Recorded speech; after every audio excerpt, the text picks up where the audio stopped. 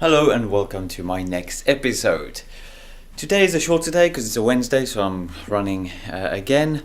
But I've just been moving offices, so as you can see, there are things everywhere. Boxes and papers and shelves. Let me go to another room, I'll show you. See, more boxes, even more boxes, empty shelves. So my goal for today is to basically fully complete the move. Now it is very important that you are very strict on yourself when doing the final push, because sometimes when you don't complete it, you get used to the non-completion. So like when you, let's say, upgrading your house, doing some refurb work, and you almost finished, but you still left one skirting board. And then it waits there, it sits there, then you tell yourself you're going to finish it next week, and you keep procrastinating. And then at some point you just get used to it. It's like, okay, well, we might as well just live without that skirting board. So same as here, I really have to make sure that everything is done and I don't get used to an unfinished move. So we'll get going by assembling some desks. Again, I like seeing when things are done, so I'll do that. But before I get going, let me share with you my process of coming up with the decision to literally self-publish. So the book is still Addict, and there were three options. Actually, there were only two I considered. The third one emerged as let's say, desperation. So first one was going through a publisher. Next was self-publishing. So you still pay a publisher, which just doesn't make sense, because I understand if it's a publisher, they cover the initial costs and they have hefty royalties. With self-publishing, you're not only financing everything, you're still stung in the back by royalties ranging from 15 to 40%. Although having said that, I am not really fussed about royalties with this book, because the main purpose is for mergers and acquisitions and also market awareness. But the thing I am worried with publishers and self-publishing is that the contracts state or have various clauses about copyright and using the content for other books. And normally the contracts are for 5 years, and I know for sure that I'll reuse some of the content somewhere else, maybe another book or maybe somewhere on a website and so on. So I really didn't want to end up in a legal battle about ownership. So that's why I wrote them off. But then also one of the self-publishing companies did offer a short lead time of 2 months, but only black and white, print on demand. And the other one, which we've shared the journey together, 6 months, 4 to 6 months, and that is just not acceptable. I mean, it definitely can be done much quicker. So out of desperation, we've got option C, which is self-publishing. So I guess the name is self-explanatory. Now, and I did do this with a colleague from work, just so we can split responsibilities. And yeah, this is just a breakdown. The printing cost is around $2.25 per copy in color, and the way I sort of realized that it is possible is thanks to cookbooks. If you look at a cookbook or a book with salads, they are colorful from the first page to the very last.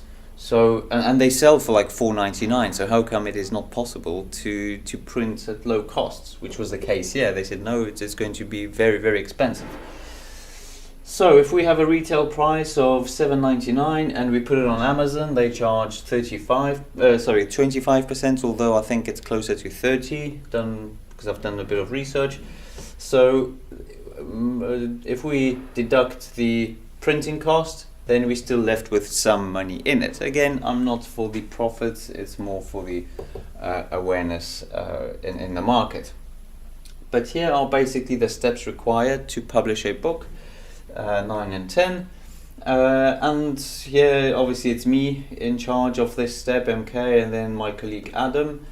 So the copy edit, I've placed an ad on Upwork, and within a few hours I already had 25 people bidding for the job with previous experience of not only copy editing and proofreading, but also with publishing their own books. So it can be done. I did mention in my post that short turnaround is crucial. So when people applied, they were saying I can do it in 2-3 days, which just again is just proof in the pudding that unlike some self-publishing companies where they said that copy edit takes 2 to 3 weeks, it can take 2 to 3 days, which makes a massive difference.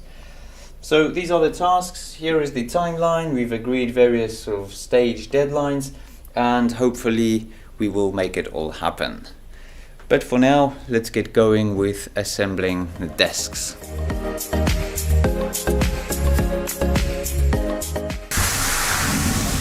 Just going to show you. You can see that this corner is damaged. But the question is, what do we do? Do we send it back? Do we call them and tell them it's been damaged? The problem is that we've received this package 2 days ago, so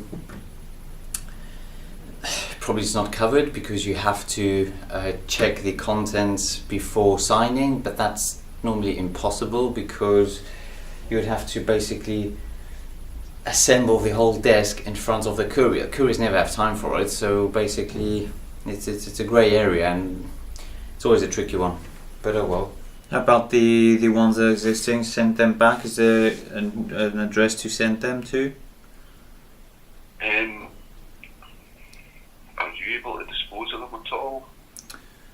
If need be? Yeah, I mean we've got a skip, so I could dispose them if required. Right, it's likely that's what we'll ask you to do, but I'll leave that to my colleague to advise on. Okay, it's such a shame. I mean, throwing things away that have never been used, but unfortunately the chip is on the top surface. Yeah, such a shame. They're unfixable. Basically, that's all we do. If we got them back, they'd just go straight in the skip, unfortunately. Yeah. But then if that's the case, I don't need the legs, because the legs obviously they're all perfect. So if we can save a bit and just the top. No, it would just be because it's in 2 packs. Yeah, exactly. Per desk, so just the damaged pack would be replaced. So yeah, exactly. Yeah, that would be preferable. Was it both tops you said? Yeah, both unfortunately. Yeah, with one of the desks, it's also the vertical part that does have the damage, but we can live with that. It's just the top surfaces of the desks. Yeah, because you can see it. I mean, that'll be in the same pack as well. So. Okay, so that comes together. New one set, So yeah. New pack. Oh well, just have to wait. But it's just happens all the time. It's like literally every order is sent twice, with the first one being disposed. The whiteboard here, first one disposed. A cabinet, mirror broken, well, crushed, so disposed. And now 2 office desks disposed. How are we going to build a sustainable future if we dispose 50% of the goods made? Ridiculous. Now the bookshelf is ready to be filled with books, although there's one small issue with it. As you can see, there are some cables below, so the bookshelf is offset from the wall, so it wobbles. Obviously there's a risk it might topple over and cause some serious injuries, so we need to restrain it at the top. So what I'll do is I'll prepare a drawing and get our guys from production to actually make a piece from plastic that will act as the restrainer. So let's get going. It's surprising that at the beginning of the pandemic, scientists were arguing between themselves whether masks help or whether they don't help. I mean, come on. It's not rocket science, it's just fluid dynamics. It either helps or it doesn't. If the particles are smaller, then it doesn't. If it's if it stops there, you can test it on water, on everything else, on any fluid, and then make a decision whether it helps or not. I know there's a lot of politics behind it, but it's one of those weird things where you would have thought that if we can fly to Mars, we know whether a mask works or not. Anyway, let's go. Don't think we need the tape measure, so let's go with the drawing. Just received the bracket back. You can see holes drilled. It's got a nice bend in it. so we can go and fix the bookcase to the wall.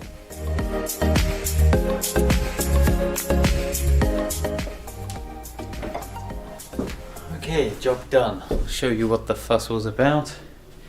There you go. You can see the bracket. So now it's nice and sturdy, it won't topple over.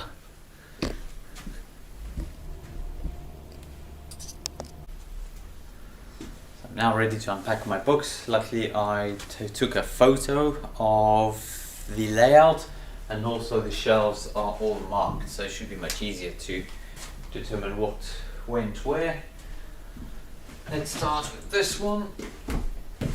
Okay.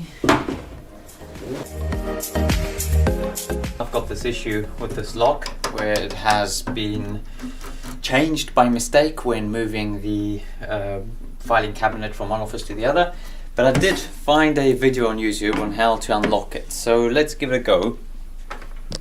We'll see.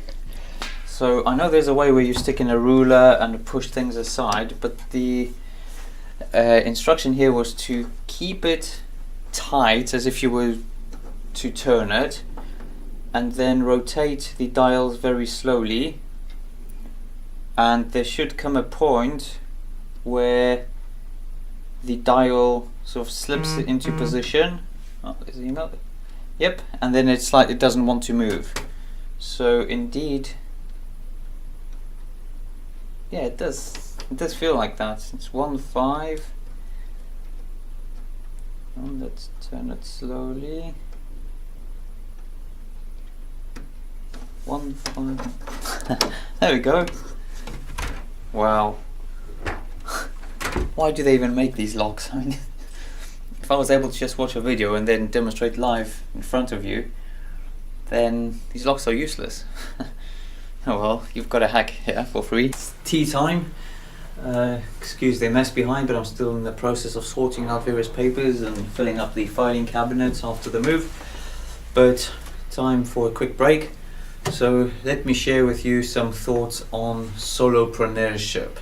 It's a big thing now where people call themselves solopreneurs, so in other words, entrepreneurs, but solo. Now, I'm 100% against solopreneurship. The reason behind that, well, there are a few reasons. One is that being an entrepreneur doesn't mean being a busy person doing things, especially on your own. So an entrepreneur is someone who's got a vision and wants to make it a reality, whatever it takes. So if someone is a freelancer, they are not an entrepreneur, because doing work on your own is not entrepreneurship, unless you are creating something new that hasn't existed before and it is indeed a vision. But to start with, solopreneurship can't work because it's not entrepreneurship. Next, solo. It's actually the opposite of entrepreneurship, because you can't do much on your own. You literally, you by default you're losing when you think you'll make anything meaningful in the world on your own. So you have to build a team. You have to inspire others with your idea and have that team firing on all cylinders, making your vision a reality. So solo and entrepreneur simply can't go together. The next thing is that if you are solo by default, that means you're not a business. I know it sounds harsh because you might be registered as even as a limited company, but if by default or by design you want to be a one-man band, you won't be a business. And especially with my drive for helping people grow businesses the stand-back way, stand-back means that the business can operate without any single or particular person having to be in the business. That includes the owner, but also includes other employees or managers. The reason behind that is that a business must be like a well-oiled machine, and it can't fall apart when one piece is not working. You just have to be able to replace that piece.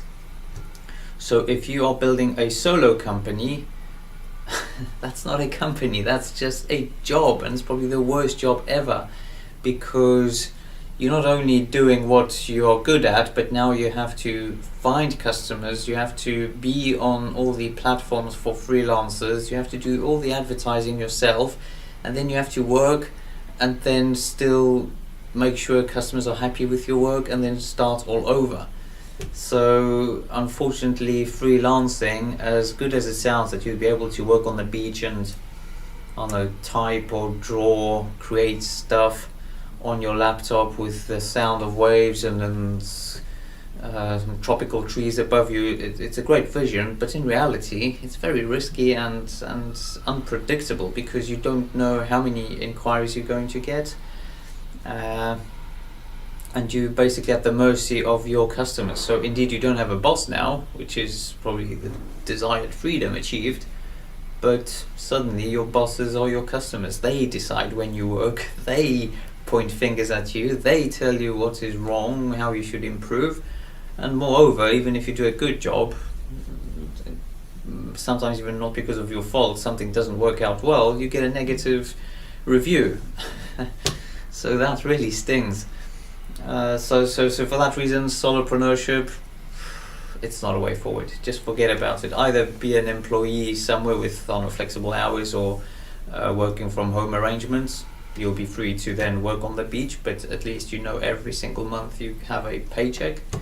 Or think big, and from the outset think of a large company that works without the owner, without a specific person, is scalable, you can grow it, because that is the reward you will get once you are successful in it. Other than that, just don't bother. just some thoughts. And if you want to find out how to build a large business, then first of all, follow me. I give a lot of hints. I've been there. I've managed to overcome the difficulties of starting and then growing businesses to the initial growth phase. I managed to stand back, so have the company work on systems and procedures. And even if you are starting as a single one-man band, but your intention is to grow, then still you can learn from what I teach. You can read a lot of books, and obviously I also recommend my Stand Back course, which will show you step by step how to build a company that can scale up and that can work without any specific person having to be there every single day. I'm not selling, I'm just pointing you in the right direction where my knowledge has been sort of downloaded into a very accessible format. Well, I know for a fact that today I won't complete my task of unpacking everything. A few hiccups on the way, like the damaged desks, the cupboard restraint, I'm still waiting for it. And also I had to respond to a few emails and then sort a few things out.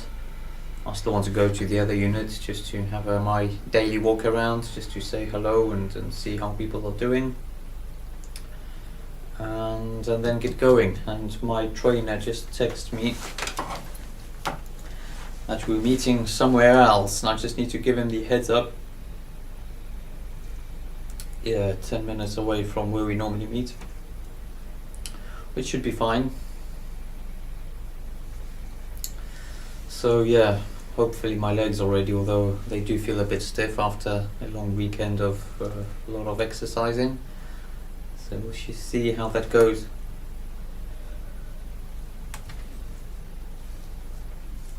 And if there's anything you'd like to ask me, then simply ask Michael K. My passion is helping others grow their businesses. It's my passion, basically, my purpose in life. I feel so motivated and so excited when I'm able to help people who want to grow the businesses. Can't explain why. It's just something inside of me. So feel free to ask me. I'm not saying that I know everything, it's far from it. I continuously educate myself. I learn almost every single day. I read a lot of books. I listen to audiobooks as well, and I continue to develop. But I am giving back to others everything that I've learned to date. So maybe in 10 years time I will want to teach others how to float a business or how to go global and things like that, but for now I teach what I remember best, which is what I've done in the last few years. And I don't remember who it was, but I remember someone saying that you're only a good teacher if you are teaching the things that you've experienced quite recently or they're relevant to you.